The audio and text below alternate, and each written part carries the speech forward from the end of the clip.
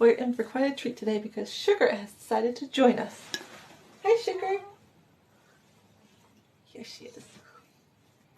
My little baby. She's so cute. So we are going to sew on a special surprise, and I'm going to get the kitty cat hair off my face. I'm going to share with you about what it's like being a childhood actress. As soon as I get my other cat, who's begging to get on the bed. And we are also going to work on a really special surprise. Only a few people know about this if you follow my Instagram. I am creating a Charm Dio dress from Zepeto creator for real life, in person. This is a really special thing that I've been doing. I've been keeping it kind of a secret, kind of hinting about it, but not really telling. I think Barbie and Charm knows. I think Barbie and Jenny kind of caught on maybe to which one it was that I'm working on. They're really excited to see it, so I can't wait to finish it. So I thought, what better way to finish it and to talk to you guys. So, what's it like being an actress? I started when I was 3 years old, actually, and I thought I remembered all of my performances, and I was so young when I started, I don't even remember my first performance, and I didn't even realize that until I was a kid and I was looking through my photographs. I love to do that. And I came across me in this like really, really cute pink dress, and I had like curls on. Like, I don't remember this. It was my very first performance that I ever did. It's impossible to thread today. It is. Hi, are you gonna help me? He's gonna help me. We're gonna sew on these pom-poms I made. I decided to like not do the loose ends, but instead tuck them in because it's fur, and I felt like it was shedding when I cut it a bunch. So growing up, I did actually mostly all stage. I was kind of raised on the stage. I started when I was 3, and I did lots of different like performances. I did dance performances, I did acting, and then I started doing benefit shows for children, and that really shaped my personhood and my career and just everything that I wanted to do. All my life I was kind of being raised and trained that I wanted to be a actress, a movie actress.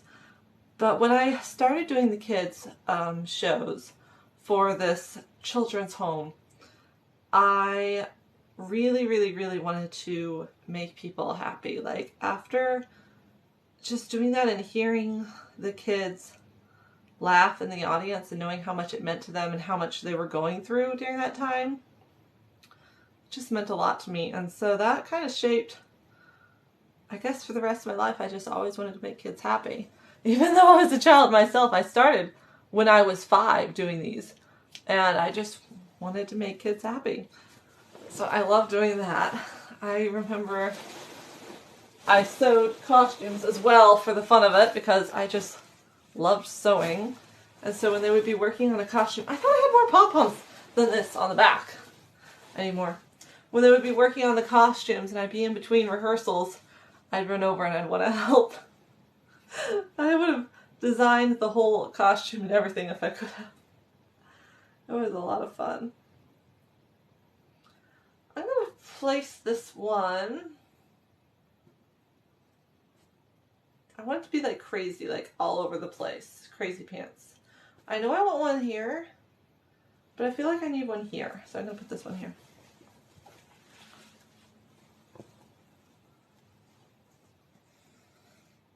I remember I was like a young child and the adult ladies would be sewing the costumes, you know.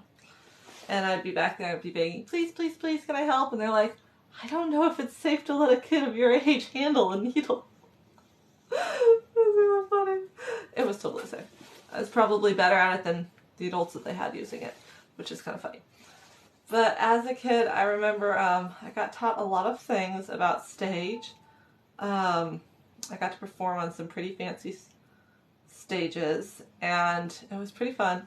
One of my teachers always warned me that if you ever hear something over your head, so I don't know if you've ever been on a stage before, but if you haven't, there are bars over your head that hold up the lights and the sets and a bunch of different things. And nowadays, I guess they're more secure, but honestly, I don't know if that's true. But on some stages, you have to be really careful that those bars don't fall and kill you. So my dance teacher actually that was preparing me said, if you hear anything over your head falling, you don't have time to look up and see which bar it is. Jump. If you're on stage left, go stage left. If you're on stage right, go stage right. If you're in the front, jump into the bandstand. I do not care. Get off of the stage. You will get killed. That's pretty funny. So that was one of the things that I always remembered. If I hear something over my head while I am performing, get out of there, jump into the bandstand. And I would have very gladly jumped right, into a drum or something. I always thought when I watched Phantom of the Opera, and there was this part where these ballerinas were dancing, and then there was the Phantom and this one guy walking back and forth kind of over their head, but it was a planned thing. I just thought, boy, that must really drive those girls crazy, because they don't know if that's the sound of those guys walking right then, or if the set had a malfunction and it's falling and you need to leave. That would just be really hard to do. My cat is getting so silly. He's hiding himself in the comforter. Are you a comforter, kitty? Yeah? So those performances really, really shaped me, doing that for the kids. And then actually when I became 13, kind of sad, I was, when you're a child, other people have control over things. So I was pulled out of performing, and I didn't get to do any more performing, which was really, really sad. It really killed me. And then, because I had a pretty good career going in that direction. I was young, I was tall, I was very good at what I did. Had been being trained all of my life. So it was kind of sad.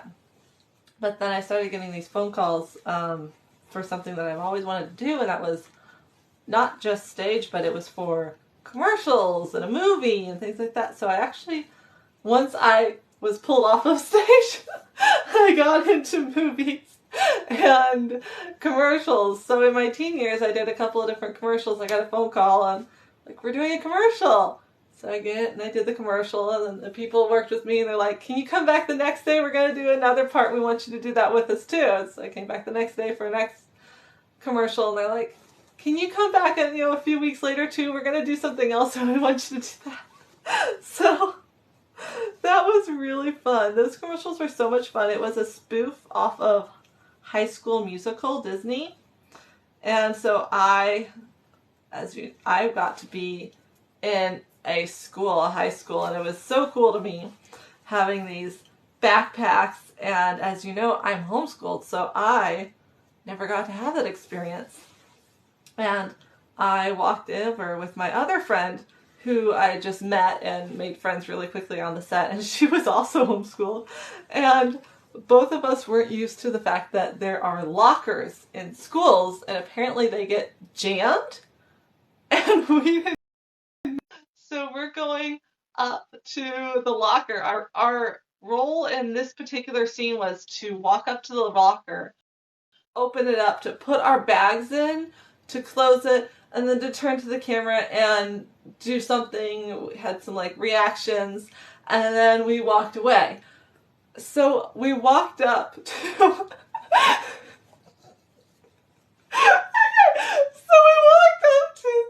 lockers, and we go to open them, me and her, and we're like, we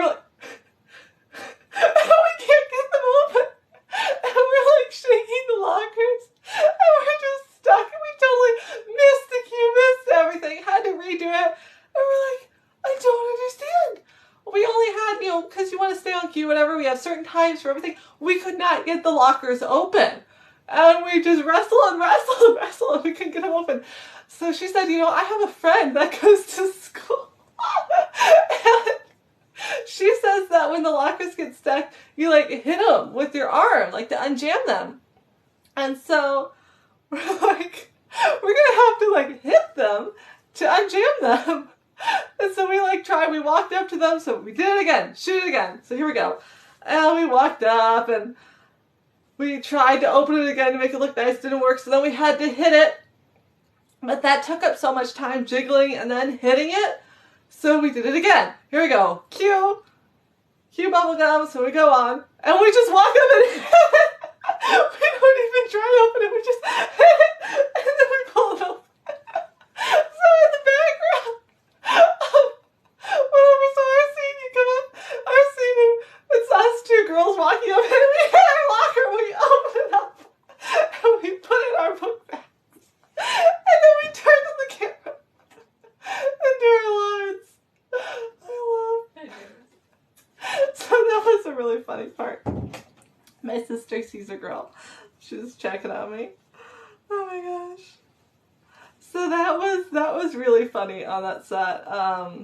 The fun thing was that set was kind of a comedy, and my heart's always in it when it's a comedy. I just love comedies. I've done comedies all my life. I've done a myriad. I've never felt stereotyped, because even as a child, I was playing so many different parts. I was playing a comedic girl. I was playing the cute little girl. I was playing the bad girl. I played so many parts. I never felt stereotyped. I was stereotyped as the little girl that could do it all. So that also put a lot of pressure that I don't really felt like I felt that pressure though, but maybe some part of me did. But I would be put into scenes with kids that were 6 and 7 years older than me, and I was supposed to be able to dance and do all the choreography that they did. And I was able to do it. I was able to keep up. But I have, if it's ever a comedy where people are laughing or anything, I love it. I love it so much.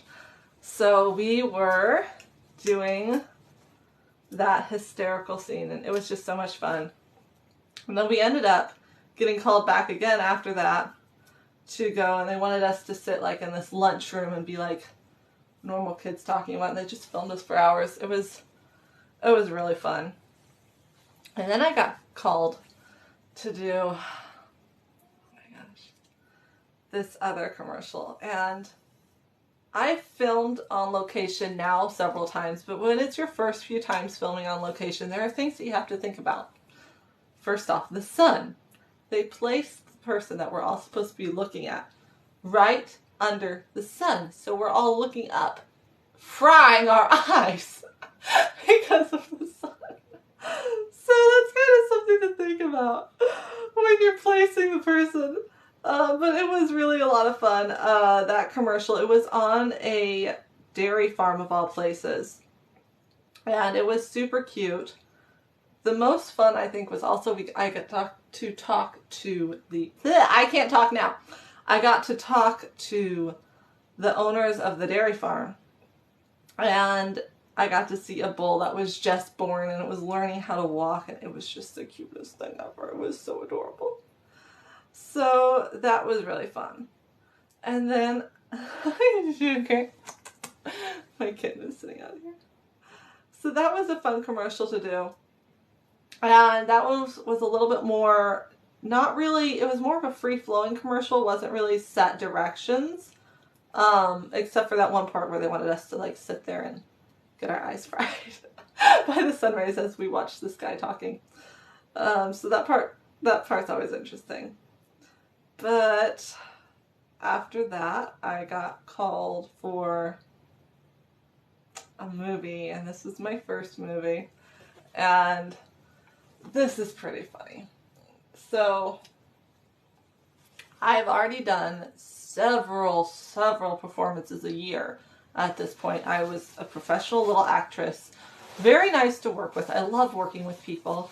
I loved everything about the stage performing. Nothing was really like, it was really important to me. It was really fun. I was the girl that when we were doing a stage performance for the kids, it was a benefit show for the children's home, orphanage. I was backstage with my other friends, and they had a gap. I don't know how they did this in their planning. I really don't, because I was a child at that point and I'm like, okay, we can plan this to where there isn't a gap. But there was this gap of time in the show suddenly where we needed 5 minutes and there was just nothing there. So they got me and a couple of other kids and they're like, okay, we need 5 minutes. We're going to throw this person out there and then I need you to sneak up behind and dance behind this person and not let them see you. So my mind immediately converts this to a comedy sketch. So I take the kids and I write this like whole comedy sketch in our heads, like in a minute, second of like telling them, okay, go. And so we just came up with this comedy routine and we're out dancing behind them. So I have quite a lot of fun on stage and everything. Where was I going with that? Oh yeah. So I'm used to these plays and like rehearsals and like we know every part in the entire play. I knew pretty much everyone's lines. Like you just get that good at it because you've rehearsed it so much. I was rehearsing, oh my gosh, I was rehearsing so much. And then we did the performance. Well, so I'm on this movie set for the very first time. Never been on a movie set before. And we're there and it's on location. So of course it's on location. So we get there and I'm actually kind of excited because the movie had already like had some trailers going for it that weren't even like of the finished movies, just to get hype build up. And I watched the trailers and it looked kind of like intense, like a fighting film or something. I'm like, oh, I'm going to play a dramatic role. Maybe I'll get to do a few screens or something in this. And it looked like a very intense movie. And it was set back in time. It was Pendragon. So I get there and I know that it's going to be in this Renaissance time period, all this stuff, and I get there. And I'm super excited to do this like dramatic scene. And I get on my outfit and they want me to look like a peasant girl and they put dirt on my face and everything. And I've got long sleeves on and it's the middle of summer, 90-degree weather. And they're like, well, we're filming and we want it to look like it's like September or maybe even winter. Like we're trying to make it winter fall. So they put everyone in like heat warning clothes, right? So we're like in totally covered up. I've got several layers on. I don't even know that that's legal to put kids in like a bunch of layers and stick them out into 90-degree weather for like 4 hours and say go film. Not really sure. But I didn't sign any waivers. So anyway, so they stick us out there and it's like, wow, this is really hot. But okay, here we go. I'm out there. And then I'm like, okay, yay, maybe I'll get to do some screams. They're like, okay, this is going to be the happy day. What? They picked me for the happy day. Of course they did. I think I'm stereotyped as the happy person. So they picked me as the happy day people. And this was the day that everything was supposed to be sunshine and roses and fabulous. So I got to do no screams. I was very, very disappointed. I really wanted to scream my head off at something and have like this big dramatic scene. Ah, they're coming! Didn't happen that day. Instead I had, oh, they're coming! One. Ah! So that was that day. And that was quite an experience. So this movie set, I'm going to fill you in on the juicy gossip. So this movie set was very different than a stage set. A stage set is very well organized. Everyone knows where everything is. Everyone knows everyone's part. And maybe this is also being a dancer as well. Like you're really well organized about everything and everyone's practice. You rehearse it like a ton of times. And then when you actually go perform it, you actually have it in your head versus a movie set. You go and you have like, I had like one director in the back that was like hoarse. Good directors honestly never go hoarse, so I don't know why he was going hoarse. There's a lot of problems on the set. He was hoarse, so you couldn't hear him. So he had a megaphone, but you know, a hoarse person talking on a megaphone, you still can't hear them. So I'm there and I'm on this huge hill because this place, it takes literally 5 minutes to walk from the bottom of the hill to the top of the hill, and that's probably running. And there's a bunch of big old staircases that are like built up out of stone and rock, and there's like pillars, and it's it's remains basically that we were around, old relics that we were filming at. That's actually a really cool spot. I should go back and do a music video there. Maybe I should film part of my movie that's coming up there. Just thought of that. But not in the hot weather with the hot clothes on. We'll be wearing, I don't know, bikini, something. But we were there, and so it's super big hill, right? So the person that's talking on the megaphone down at the bottom of the hill trying to tell me what to do was like a block away. Because I raced up on this hill, and they're all the way down there. And I wasn't even up at the top of the hill. I was in the middle to the bottom of the hill. And that person, looked like, from where I was at, about this big, yelling at me on a megaphone. And they're on this, like, apple picker lift, like, going up and down with the camera. And, like, you couldn't hear him cue you. It was really hard. So I'm used to, like, everybody knows what they're doing. You go run through it a couple times, have a rehearsal, and then they say action. No, they don't mind wasting film at all. They're like, throw a few directions at you and then say, okay, we're filming it, which might work really well if you're like me and a stage person that actually knows what they're doing a lot of the time. But for dealing with a mass of people, I mean, I was a person on the stairs. I had another girl with me. There was 2 other girls on the other side of the stairs. And then we had about 100 to 1,000, like literally there was hundreds of men dressed up in this knight armor thing. So you have all these guys walking in like a horde in front of you. And when you have that many people on set, not all of them are going to be that well rehearsed just by hearing it and being able to do it right away. So it was kind of a shambles. Like, they'd say action and half the people didn't know what to do because they never rehearsed anything, not even one time. So if you didn't hear the directions the first time from the horse director back there on the apple picker that was this far away, you didn't know what to do. And I was a professional actress and I was lost. I was like, could we like run through it? So it took hours. It was hilarious. They ended up, the princess, anyway, they ended up having this thing where they needed me to like run down the stairs as a marking for the camera of where the camera should go. And so I got to do this like rundown thing, and like they planned out the camera. So that was fun to get to do that. That was the only time they practiced anything before they did it, was that one time just to mark to see where the camera was going to be. And actually it was a good thing that they did that because they needed to stop me on the stairs and not actually run all the way down, because if you run all the way down, all you see is a girl down here and a bunch of guys' heads. You don't see her actually, like, you need to stop her on the stairs so that way the camera can stay with her. So that was cool. But it was quite the experience. Everyone was like dying from the heat because we were all in long sleeves and it was 99-degree weather, actually. There was a heat warning out that day. Don't know why we were there. But this is what happened. So I've got a horse producer. Everyone's super hot. So there's this tiny strip of shade. I'm on, I'm just going to call it stage left because it's not camera left. So I was on stage left. There were girls on stage right. There was no shade on stage left. We were all really, really hot and they took forever in between shots. So I went over to stage right and hid in this little bitty pillar that we had, one pillar, right, for 4 girls that had a spot of shade.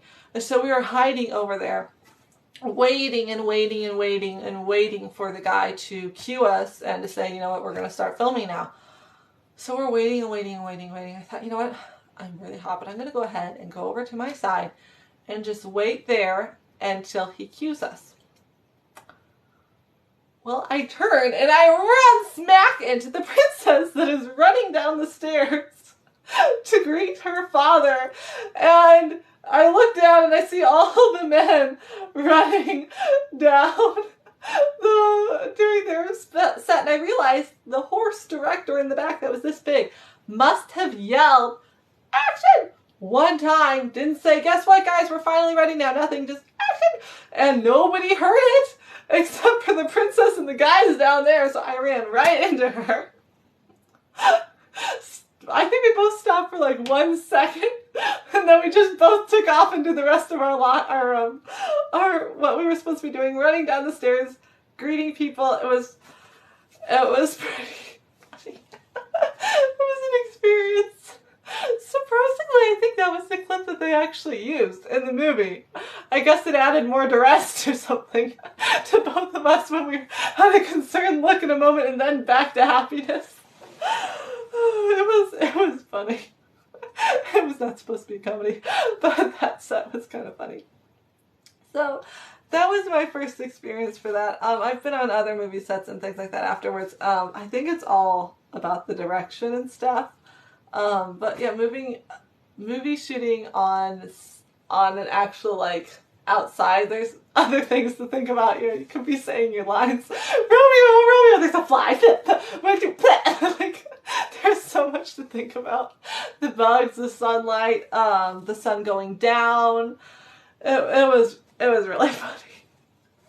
So that was my first movie set experience, and honestly, after that, I thought, well, I want to be a stage actress.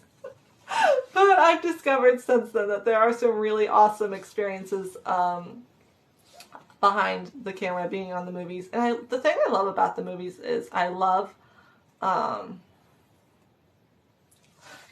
can, as they used to say. I love that it's like recorded forever, and it's, you know, it catches that move, that glance, that feeling, that emotion really, really well, that you don't always get caught on a stage performance because the audience is so far away. I mean, you can hear the inflection or the movements or the added whatever, but it's really hard to capture certain more in-depth emotions maybe, or even some funny things. I mean, it's easier to be funny on a stage and then still catch it because physical comedy you can still catch. But I really, really, really love the idea that it's like time capsule caught forever. You can just kind of keep that moment in time forever.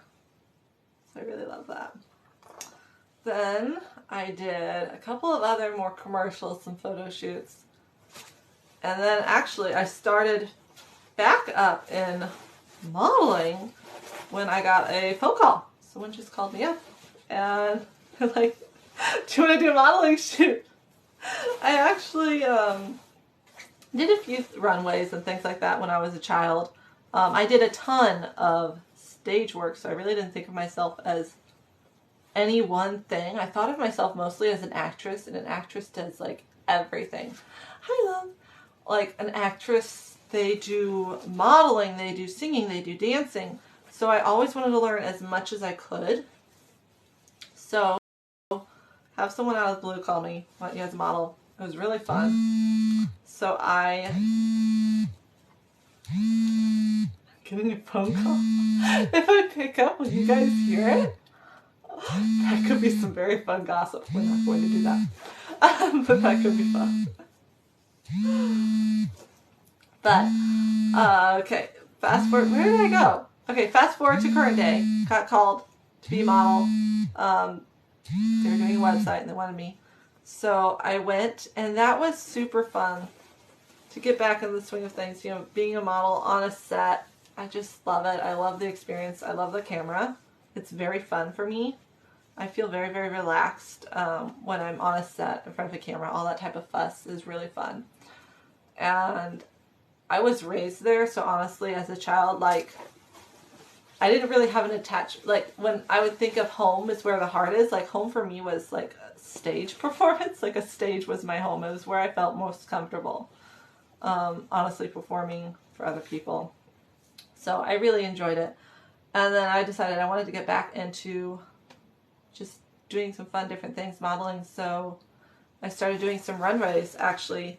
And if you follow my Twitter, you'll see more of my runways there. I did a little bit. I showed you guys a little bit. I think I was kind of shy, so I didn't show you a lot of my runways. But I did show you some. And those have been a really fun experience because I am 6 foot. Like, totally barefoot. I am 6 foot. Like, you put a shoe on me and I'm 6'2". So it was really good because these ball gowns, you know, these beautiful dresses that are just long and flowy are made for someone that is really tall. And so it worked out really well because super tall and these long dresses.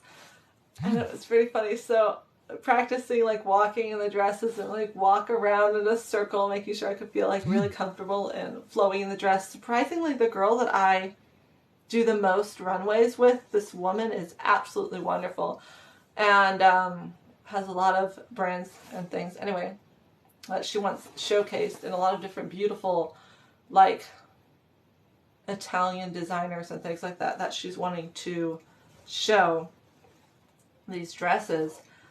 And I'm used to like, you know, you go there and they tell you what you're wearing, even if it doesn't quite work, you know, we'll fake it for the back or whatever. Well, I'm getting interrupted. I keep getting a phone call. Hold on. Let's see if I can pause this.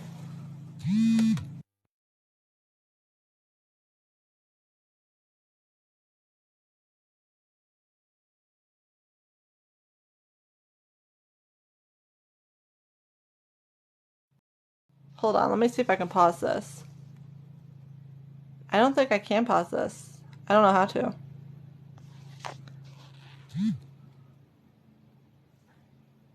You can come up and talk to me.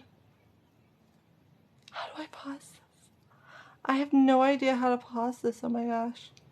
Mirror your videos. Hear your voice. Hold on, let me see if I can pause this. Okay, you know what I'm going to do? Since I don't know how to pause this, I'm going to run away and I'll be right back. I'll just have to you'll have to remind me where I left off.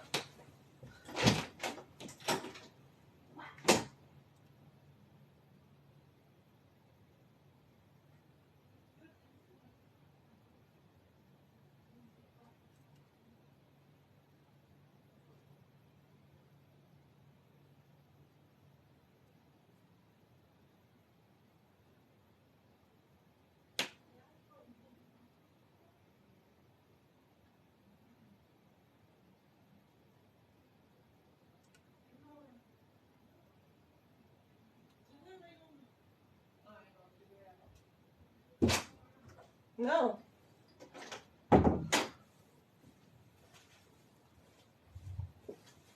I'm back. Okay, we're back. We've got a bunch of fluffy tulle to deal with. So, where did we leave off? Modeling. So I'm modeling for this lady, and I was super excited. I come in for the fitting, and I'm expecting, you know, they put the dresses on you, and that's what you wear. And I get in there, and she had pulled aside a few dresses for me, and she likes, you know, each model to have this specific look or whatever, and she'd pulled these for me, and I had put them on, and like if I didn't like something the tiniest bit, she would ask me, she was like, how does that feel on you? Do you like that dress? What do you think about it? Which one's your favorite?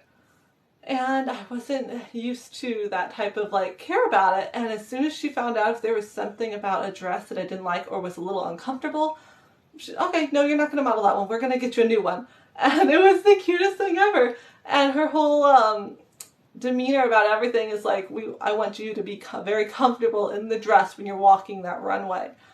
So I got to wear whichever dresses I wanted, which was really exciting. If she pulled these different dresses for me, and if she found that I was like not liking something, and you know, I'm like the type that expects it to be like, okay, you're wearing this and this is what you're walking down the aisle, and no ands for buts, you know, so I wasn't really expecting her to actually like care or anything about, oh, that's not comfortable? You don't like that? Like, we're just gonna put you in a new dress. And it was really cute. It was a very sweet and catered experience, and I've done a lot of runways for her actually, and I got to do a lot of beautiful dresses. Oh my gosh. The dresses are gorgeous, and surprise, surprise, I might be designing some dresses as well for her, maybe. Little ghost designer. Yeah, okay, so totally. Bet you didn't hear that. It's a secret. But it's been really, really fun to do that. And then I got to do a commercial as well for her. So I got to appear in the dresses for that as well. And again, I got to pick my dresses for the commercial as well. I was not expecting that either. I was super excited. And let's see, that was just really fun. And then also I got to close the show. My sister opened the show and I closed it. We both do modeling for her.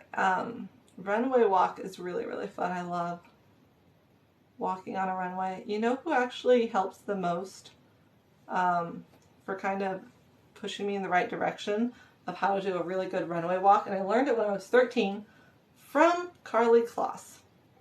I actually knew Karlie as a child, surprisingly. I knew her sister, her younger sister, a little bit more. But anyway, I performed with them actually quite a few times for several years. Their house was really, really cute, like a little doll house. It was adorable. I got stuck in their bathroom. It's also a terrifying house because it was old and things. What is it with me and things and doors getting stuck? Oh my gosh. First the lockers and then Karlie's bathroom doors. Yeah. That was a time. It was funny. Oh yeah, it was funny.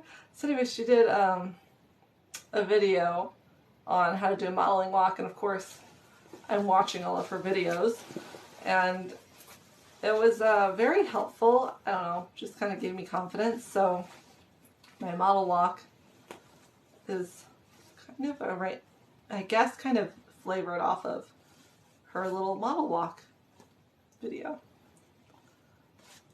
Ow! I just stabbed myself. Oh my gosh, I'm bleeding. I didn't expect that. I can't sew a white dress if I'm bleeding. What was that?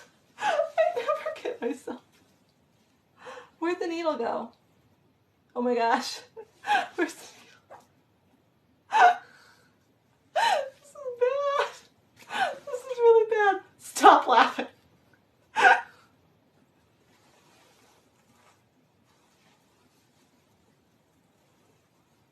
know you're in there. Oh, I know.